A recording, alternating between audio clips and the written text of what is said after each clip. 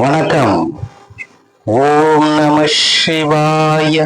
ஓம் சிவாய விஷ்ணு ரூபாய விஷ்ணுவே சிவரூபிணே நமஸ்தே சிவ விஷ்ணு ரூபாய நமஸ்தே சர்வரூபிணே. வணக்கம். நான் உங்கள் ஜோதிடர் சிம்மம் எஸ் சசிகுமரன். இந்த வீடியோ மூலமா உங்களை சந்திக்கிறதுல பெரும் மகிழ்ச்சி அடைகிறேன். இன்றைக்கு ஜோதிடத்தில் இருக்கக்கூடிய நுட்பமான விஷயங்களை பற்றி தான் நம்ம இன்னைக்கு பார்க்க போகிறோம். ஒவ்வொரு வீடியோக்களிலும் பார்த்தீங்கன்னாக்கா ஒவ்வொரு நட்சத்திரத்தினுடைய காரகத்துவங்களை எப்படி நமக்கு வேலை செய்யுது அப்படிங்கிறத பற்றி நம்ம பார்த்துருந்தோம்.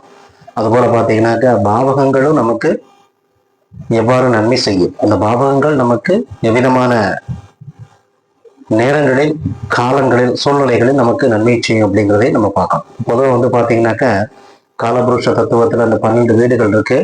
அந்த 12 வீடுகளுக்கும் ஒரு ஸ்திரத்தன்மை இருக்கு. அதாவது எப்படின்னு கேட்டீங்கன்னாக்கா சரம், ஸ்திரம், உபயம் ஒவ்வொரு வீடுகளும், அந்த ஒவ்வொரு வீடுகளுக்கும் பார்த்தீங்கன்னாக்கா அந்த பாவகங்கள்ல இருக்கக்கூடிய விஷயங்கள் என்னன்னு பார்த்தீங்கன்னாக்கா மேசராசியை பொறுத்தளவுல பார்த்தீங்கன்னா காலபுருஷ தத்துவத்தின்படி அது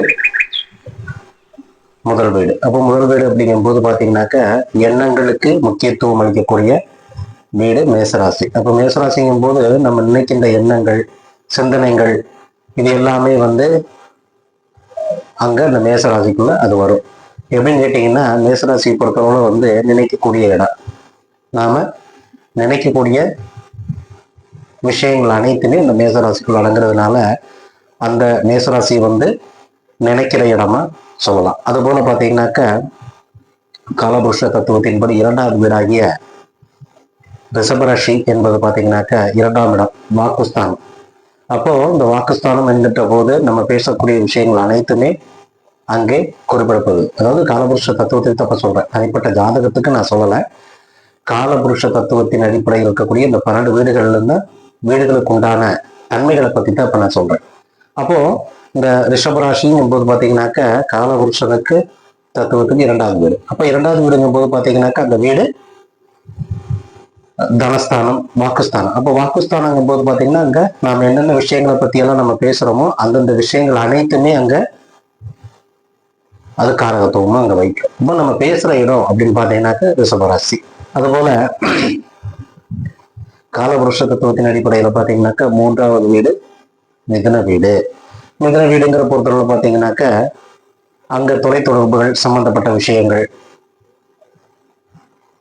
நடன, நாட்டியம், கதை, காவியம், பாட்டு போன்ற விஷயங்கள் அனைத்துமே வரும். அப்போ அந்த பாட்டு சம்பந்தப்பட்ட விஷயங்கள் அனைத்துமே அங்கு கேட்கக்கூடிய விஷயங்களாக அங்கே வரும். அப்ப கேட்கக்கூடிய விஷயங்கள் என்ன அப்படிங்கிறத நம்ம பார்த்தோம்னாக்க இப்ப நம்ம கேட்கிறோம், பாடல்கள் வந்து நம்ம கேட்கிறோம், ஒலியை நம்ம கேட்கிறோம், காற்றுல இருந்து வரக்கூடிய அந்த ஒலி நம்ம கேட்கிறோம். அந்த கேட்கக்கூடிய விஷயங்கள் அனைத்துமே இந்த மிதுன ராசியில வரும். அப்போ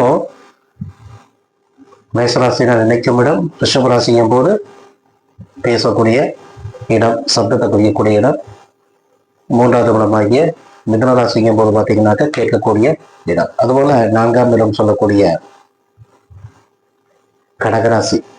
கடகராசிங்கிறது பார்த்தீங்கன்னாக்க 4ஆம் இடம் இதயம், இயங்கக்கூடிய இடம், இயக்கங்கள் இருக்கக்கூடிய இடம், 4வது ராசி கடகராசி. அப்போ காலபுருஷ தத்துவனுக்கு 4ஆம் இடம் சொல்லக்கூடியது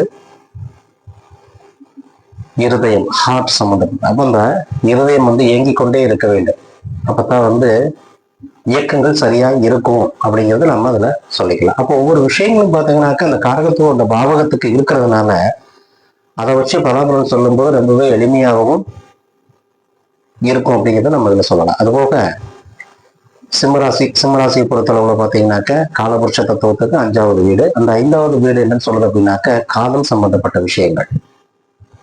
5வது வீடு என்பது காதல் சம்பந்தப்பட்ட விஷயங்களை அங்க குறிப்பிட்டிருக்காங்க. ஏன் காதல் சம்பந்தப்பட்ட விஷயங்கள் அந்த வீட்டை குறிப்பிட்டிருக்கு அப்படிங்கிறது ஒரு கணக்கு இருக்கு. அது என்னங்கிறது பார்த்தீங்கன்னாக்க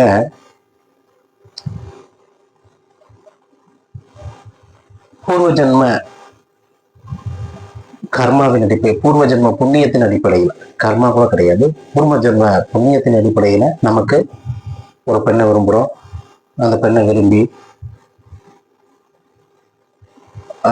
நம்ம திருமணம் செய்து வாழ்க்கை செய்யக்கூடிய அந்த ஸ்தானமாக இந்த சிம்ம ராசியை குறிப்பிட்டுட்டாங்க. அப்போ அந்த சிம்ம ராசியை பொறுத்தளவு அந்த கிரகங்கள் அங்கே அமர்ந்திருக்கு, எப்படிப்பட்ட கிரகங்கள்லாம் அமர்ந்துருச்சு அப்படிங்கிறத பற்றி பொறுத்து தான் அந்த காதல் சம்பந்தப்பட்ட விஷயங்களை நாம சொல்ல முடியும். அதற்கு அடுத்தாப்புல கன்னிராசி. இந்த கன்னிராசி காலபுருஷ தத்துவனுக்கு 6வது வீடு. இந்த 6வது வீடுங்கும் போது இந்த கன்னிராசிக்கு வெறுக்கும் ஸ்தானம். அது ருண ரோக சத்ருஸ்தானம் சொல்லக்கூடியது. கடன் ஸ்தானம். வாழ்க்கையை வெறுக்கக்கூடிய கடன் வாங்கி என்னடா கடன் மேல கடன் வந்துட்டு இருக்குன்னு சொல்லி வெறுக்கக்கூடிய, நோய் வந்துச்சுனாலும் நம்ம என்ன நோய் வந்துட்டு இருக்கக்கூடிய வெறுக்கக்கூடிய இடமாக அதை நம்ம எடுத்துக்கலாம். இப்போ அதுக்கப்புறம் பார்த்தீங்கன்னாக்கா காலபுருஷ தத்துவனுக்கு 7வது வீடாகிய துலாம் வீடு. இந்த துலாம் வீடு பார்த்தீங்கன்னாக்கா இணையும் விட பார்ட்னர்ஷிப், அதாவது கணவன் மனைவி இணையும், ஒருத்தருக்கு ஒருத்தர் ஒரு 7ஆம் வீடு. லக்னத்துக்கு 7ஆம் வீடுனா பார்ட்னர்ஸ் இணைஞ்சு செய்யக்கூடிய விஷயங்கள் அனைத்துமே கணவன் மனைவி, அதுபோல பார்ட்னர்ஸ், நண்பர்கள் போன்ற விஷயங்கள்லாம் அங்கே நாம எடுத்துக்கலாம். அதனால இது இணையும் இடமாக அங்கு குறிப்பிடப்பட்டிருக்கு. அதுபோல 8ஆம் வீடு காலபுருஷ தத்துவத்திற்கு 8வது வீடு. அந்த 8வது வீடு பார்த்தீங்கன்னாக்க தடுமாறும் இடம். அப்போ அந்த தடுமாறக்கூடிய இடம் என்னன்னு பார்த்தீங்கன்னா, ஒவ்வொரு விஷயங்களுக்கும் தடுமாற்றம் வரக்கூடிய ஒரு காரியம் செய்ய போறோம் அப்படின்னாக்க அது ஒரு நிலையான செயல் செய்யாம தடுமாற்றத்துடன் செய்யக்கூடிய விஷயங்கள் அனைத்துமே அந்த வீட்டில். எனக்கு ஆயுள் ஸ்தானம் சொல்லக்கூடியது அந்த 8வது வீடு. எப்பவுமே பார்த்தீங்கன்னாக்க தடுமாற்றத்தை அங்கே அது கொடுக்கும் அப்படிங்கிறத நம்ம சொல்லலாம். அதுபோல காலபுருஷ தத்துவனுக்கு 9ஆம் வீடாகிய தனுசு வீடு பார்த்தீங்கன்னாக்க எப்பவுமே தந்தை பாக்கியஸ்தானம் 9வது வீடு. 9வது வீடுங்கும் போது தந்தை குடும்பத்தை காக்கக்கூடியவர், பிள்ளைகளை காக்கக்கூடியவர், தன்னுடைய குடும்பங்கள் அனைத்தையும் காக்கும் திறத்தன்மை கொண்டவர். அதனாலதான் அது காக்கும் இடமாக இங்கே குறிப்பிடப்பட்டிருக்கு. அப்போ ஒரு தந்தை ஸ்தானம் பாக்கியஸ்தானம் சொல்லும்போது காலபுருஷனுக்கு 9ஆம் வீடுங்கிறது தனித்துவமான ஜாதகத்துல, ஒரு ஜாதகருடைய தனித்துவமான ஜாதகத்துல 9ஆம் வீடு எப்பவுமே பாக்கியஸ்தானமாக வரும், தந்தை பாக்கியஸ்தானமாக குறிப்பிடப்பட்டிருக்கு. அந்த தந்தை பாக்கியஸ்தானம் என்பது காக்கும் இடமாக வரும். கிரகங்கள் அமர்ந்திருக்கிறத பொறுத்து தனிப்பட்ட ஜாதகங்களுக்கு சொல்லலாம். எந்த கிரகங்கள் அமர்ந்திருக்குது, அதனுடைய நட்சத்திரம் என்ன சாரம் வாங்கி இருக்குது, அதை பொறுத்து இந்த தந்தை பாக்கியஸ்தானங்களை பற்றி குறிப்பிடப்பட்டிருக்குதுங்கிறத நம்ம சொல்லலாம். அதுபோல காலபுருஷ தத்துவத்துக்கு 10ஆம் இடம் மகர ராசி. அந்த மகர ராசி பார்த்தீங்கன்னா கையாளக்கூடிய இடம், அதாவது ஜீவனஸ்தானம் சொல்லக்கூடியது, கர்மஸ்தானம் சொல்லக்கூடியது. அப்போ அதை நம்ம எப்படி கையாளணும் அப்படிங்கிறத பத்தி நம்ம தெரிஞ்சுக்கணும். ஏதோ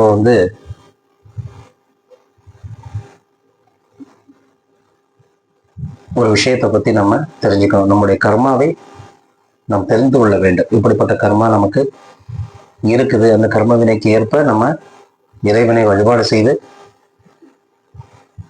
அதற்குண்டான கர்ம வினைகளை நாம் குறைத்துக் கொள்ள வேண்டும். ஒரு சரியான குருவினுடைய பார்வை இருந்தால் மட்டுமே, ஒரு குருவினுடைய ஆசைகள் இருந்தால் மட்டுமே அந்த கர்ம வினைகள் கரைந்தோடும். அப்போ ஒவ்வொரு கர்ம வினைகளும் நம்ம பார்க்கிறோம் அப்படின்னாக்க அந்த கர்ம வினைகளுக்கு ஏற்ப பரிகாரங்களை செய்து குருவினுடைய ஆசை நமக்கு எப்பவுமே இருக்குமே, ஆனால் அந்த கர்மாக்கள் அனைத்துமே நம்ம விட்டு விலகிடும் இந்த ஜென்மத்துல. அதுபோல நம்ம எப்பவுமே பார்த்தீங்கன்னா 3 விஷயங்கள் ஏற்கனவே கடந்த வீடியோக்கள் எல்லாம் சொல்லியிருப்பேன். கர்மா எப்படி வருது அப்படிங்கிற பத்தின விளக்கங்களை எல்லாம் நான் சொல்லியிருக்கேன் வீடியோக்களை, நீங்க பார்த்து தெரிஞ்சுக்கலாம். அதுபோல அந்த கர்மஸ்தானம் ஜீவனஸ்தானம் நமக்கு எப்படி தொழில் ஸ்தானம் சொல்லக்கூடிய அந்த 10ஆம் இடம் நாம எப்படி கையாளுறத பொறுத்து தான் ஒரு தொழில் நமக்கு இருக்கும். ஒரு தொழில மேன்மை அடையினாக்க நம்ம அந்த தொழிலை எப்படி கையாளணும் அப்படிங்கிறத ஃபர்ஸ்ட் நம்ம தெரிஞ்சிருக்கணும். தெரிஞ்சிருந்தா மட்டும்தான் அந்த 10ஆம் இடம் நமக்கு சரியாக அமையும். அதனாலதான் அந்த 10ஆம் இடத்துக்கு கையாளும் இடம் நம்ம சொல்றோம். அதுபோல 11ஆம் இடம்ன்றது வரம், அதாவது வரக்கூடிய ஸ்தானம், வரும் ஸ்தானம் சொல்லுவாங்க. 12வது இடம் போகஸ்தானம். அப்போ வரக்கூடிய லாபங்கள் அனைத்தையுமே நாம இந்த 11ஆம் இடத்துல வச்சு நம்ம பார்க்கலாம். அதனாலதான் வரக்கூடிய இடம் எப்பவுமே லாபம், நாம் செய்கின்ற தொழில்களில் கிடைக்கக்கூடிய லாபங்கள் அனைத்துமே இந்த 11ஆம் இடம் நமக்கு எடுத்து சொல்லிடும். அதனாலதான் அது வரும் இடம் நம்ம சொல்றோம். அதுபோக 12ஆம் இடம் போகும் இடம். நம்ம எல்லாம் சம்பாதிச்சு வச்சு கடைசியில நாம அதை செலவு செய்து கடைசி வாழ்க்கையை நம்ம வாழ்ந்து போகும் இடமாக இந்த 12ஆம் இடத்தை சொல்லப்படும். இப்போ இதுபோல இந்த காலபுருஷ தத்துவத்தில் இருக்கக்கூடிய அத்தனையுமே தனிப்பட்ட ஜாதகத்தில் நம்ம எடுத்து பார்க்கிறோம் அப்படின்னாக்கா ஒவ்வொரு விஷயங்களையும் இந்த கிரகம் சாரம் நட்சத்திரம் உபநட்சத்திரம் போன்ற அனைத்தையுமே வைத்து நம்ம சொல்லிடலாம். அப்போ இந்த விஷயங்கள் எல்லாத்தையும் நம்ம எடுத்து தனிப்பட்ட ஜாதகத்தை நம்ம பார்க்கும்போது நம்முடைய விஷயங்கள் அனைத்துமே அதை தெரிஞ்சிடும் அப்படிங்கிறத நம்ம சொல்லலாம். இது போல ஒவ்வொரு விஷயங்களும் நம்ம பார்க்கும்போது நமக்கு இந்த கர்ம வினைகள் ஏற்படுவதன் காரணமாக திக்கு தெரியாமல் திணறி கொண்டு இருக்கின்ற சூழல்கள்லாம் நமக்கு வரும். என்ன பண்றது, நம்ம எப்படி சமாளிக்கிறது, எப்படி இந்த வாழ்க்கை நமக்கு அமைய போகுது, ஏன் இப்படி நமக்கு மீண்டும் மீண்டும் பிரச்சனைகள் வருது, எதனால் இந்த பிரச்சனைகள் வருது அப்படிங்கிறதெல்லாம் எதுவும் தெரியாம பெத்து பிடித்து தெரிவது போல தெரியக்கூடியவர்கள் நிறைய பேரை நம்ம பார்க்கலாம். வாழ்க்கையே சூன்யமாய் போன சூழல்கள்லாம் ஒரு மனிதர்களுக்கு ஏற்படும். அந்த காலங்கள்ல நாம தெளிவுடன் சிந்தனையுடன் நாம என்ன பண்ணணும் அப்படிங்கிறத நம்ம தெரிஞ்சுக்கணும் போகிறோம். அப்போ நம்ம இருக்கக்கூடிய ஒரே விஷயம் என்ன அப்படின்னு நம்ம பார்த்தோம்னாக்க, இறைவன் பாதம் சரணடைவதுதான் நமக்கு வழியே தவிர வேறு ஒன்றுமே குறிப்பிடப்படவில்லை. அப்போ நம்ம வாழ்க்கையே சூன்யமாயிடுச்சு, நம்ம இதற்கு மேல ஒரு டிசிஷன் எடுக்க முடியல, நம்மளால நமக்கு ஒரு வழி தெரியணும், நம்மளால எதுவுமே முடியல, என்ன பண்றது தெரியலையே அப்படின்னு நம்ம இருக்கக்கூடியவர்கள், அந்த மாதிரி சூழல்கள் ஏற்படக்கூடியவர்கள் தங்களுக்கு விருப்பமான தெய்வத்தையும், தங்களுக்கு பிடித்த தெய்வம், தங்களுக்கு விருப்பமான தெய்வத்தை தியானம் செய்து வணங்கி அந்த இறைவனிடமே பொறுப்பை கொடுத்துரும். அந்த இறைவன்கிட்டயே இறைவா, என்னுடைய சூழ்நிலை இப்படி இருக்கு, இந்த சூழ்நிலையில் நான் என்ன செய்ய வேண்டும் என்பது எனக்கு தெரியவில்லை, எனக்கு ஒரு வழியை காட்டு அப்படின்னு அமர்ந்து தியானம் பண்ணிட்டு, தியானம் செய்து இறைவனிடத்திலேயே கோரிக்கைகளை வைத்து விட வேண்டும். வேறு எங்கும் போக முடியாது, எதையும் தேடி செல்ல முடியாது. இறைவன் ஒரு வழியை காண்பிப்பார். அது இறைவன் மனித ரூபத்திலேயோ எப்படினாலும் ஒரு வழியை நமக்கு காண்பிப்பார் என்ற நம்பிக்கையுடன் நம்ம இறைவனை வழிபட்டோமேயான நமக்கு நடக்கக்கூடிய விஷயங்கள் அனைத்துமே மழை போல வந்தாலும் கூட அது பனி போல மாறிவிடும் என்பதை கண்கூடாக நம்ம காணலாம். அப்போ ஒரு விஷயங்களையும் பார்த்தீங்கன்னாக்க நம்ம எடுத்து தெரிஞ்சு பார்த்துக்கணும். இப்படிப்பட்ட விஷயங்கள் எல்லாமே இருக்கு, ஜோதிடத்துல இருக்கு, இந்த மாதிரி விஷயங்கள் எல்லாம் ஜோதிடத்தில் இருக்கிறது அப்படிங்கிறத பார்த்து நம்ம நம்பணும். அப்பதான் வாழ்க்கை நமக்கு மாறும். அப்போ குறிப்பிட்ட காலங்களில் நமக்கு கிடைக்கக்கூடிய விஷயங்கள் அனைத்துமே நிச்சயமாக கிடைக்கும். அதை நம்ம தெரிந்து கொள்ளணும், எந்தெந்த வழியில் நம்ம சொல்லணும். வாழ்க்கைக்கு ஒரு வழிகாட்டி தான் ஜோதிடம். அதற்காக இறைவன் குறித்து வைத்ததை மாற்ற வேண்டுமே, ஆனால் இறைவனிடத்தில்தான் செல்ல வேண்டும். எப்பவுமே வேதாந்தம் நம்ம பேசிக்கிட்டே இருக்கக்கூடாது, சித்தாந்த காரியங்களை நாம எடுத்து பார்க்கணும். அப்பதான் நமக்கு நம்பிக்கையூட்டும் வகையில் இந்த வாழ்க்கை நல்லபடியா அமையும். இப்போ இப்படிப்பட்ட காரியங்கள் அனைத்தையுமே நாம் தெரிந்து கொள்ளணும் அப்படின்னாக்க நம்முடைய ஜாதகத்தை நாம ஆராய்ந்து வைத்துக் கொள்ள வேண்டும். குறிப்பிட்ட காலங்களிலே நல்ல ஜோதிடர்களை அணுகி நம்முடைய ஜாதகங்களை ஒரு முறைக்கு இருமுறை நம்ம பார்த்து கொள்ள வேண்டும். இந்த காலகட்டங்களில் நமக்கு எப்படி இருக்கும், நம்முடைய வாழ்க்கை எப்படி இருக்கும், நம்முடைய